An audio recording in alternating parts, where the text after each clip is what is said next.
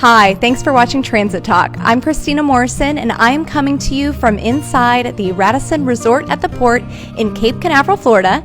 And I am joined with Peter Kageyama, who is a world-renowned speaker and author, and he is the Transit and Tourism 2019 event keynote speaker. And he has authored the books For the Love of City, which is about a love affair between people and their places, and also Love Where You Live. So, Peter, welcome to the Space Coast. Thank you so much for being here.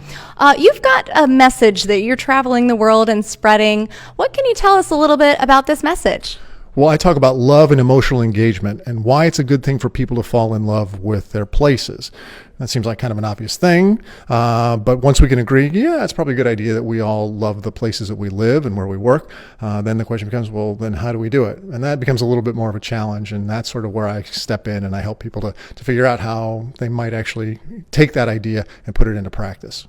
Okay, so loving your city. I overheard this story about a city that did a wedding, or where all the citizens came together and married their city. Tell us about that. Yeah, that was Durham, North Carolina, a few years ago, and it was actually called Marry Durham. And they had 1,600 brides and grooms, and they didn't marry each other, obviously. They married the city.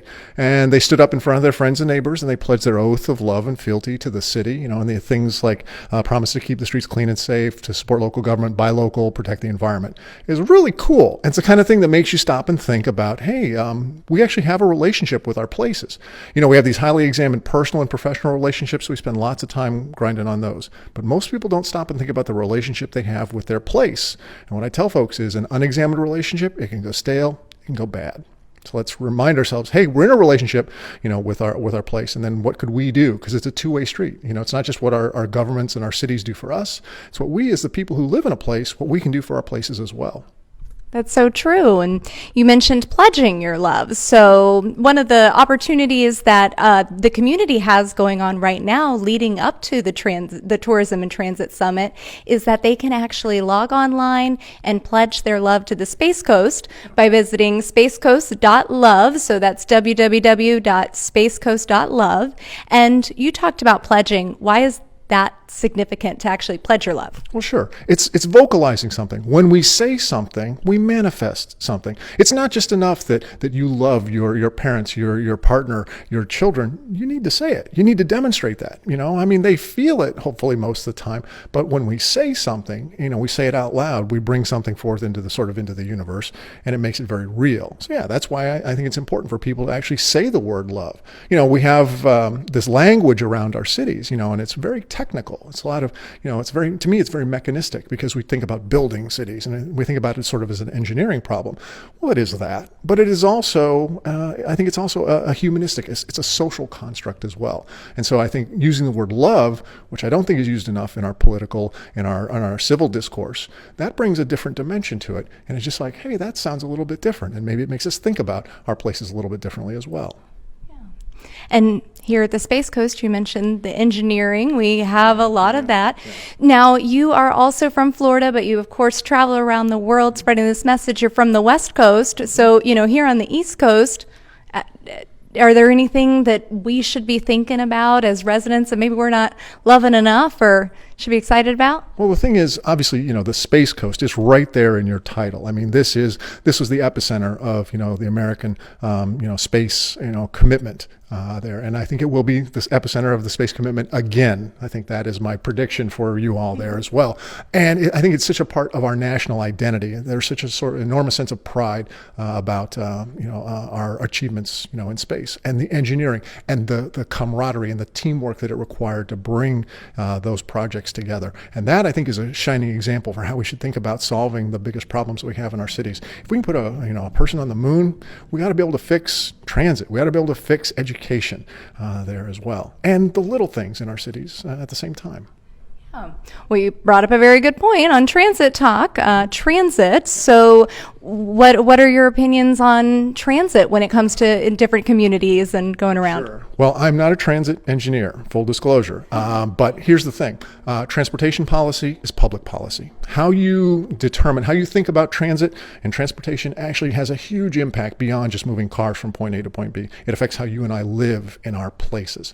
And my overall message around transit that I'm going to share is this, that, yes, you need to fix that A to B and all of that other stuff.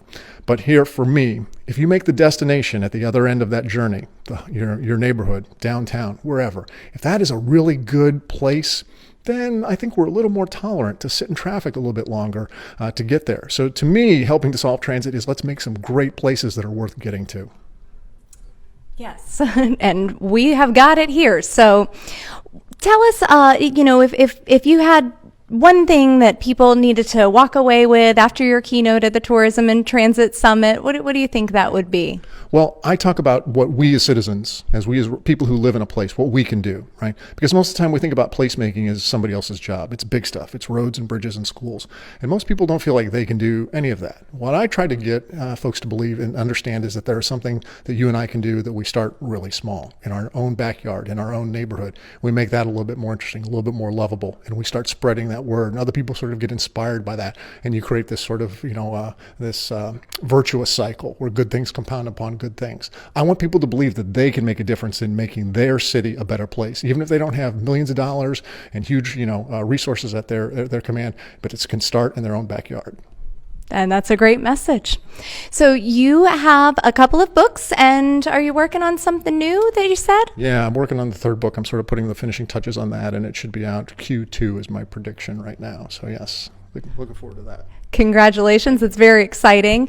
If people would like to know more information about you or follow along, where can they do that? Sure. You can find me at www.fortheloveofcities.com or facebook.com/fortheloveofcities.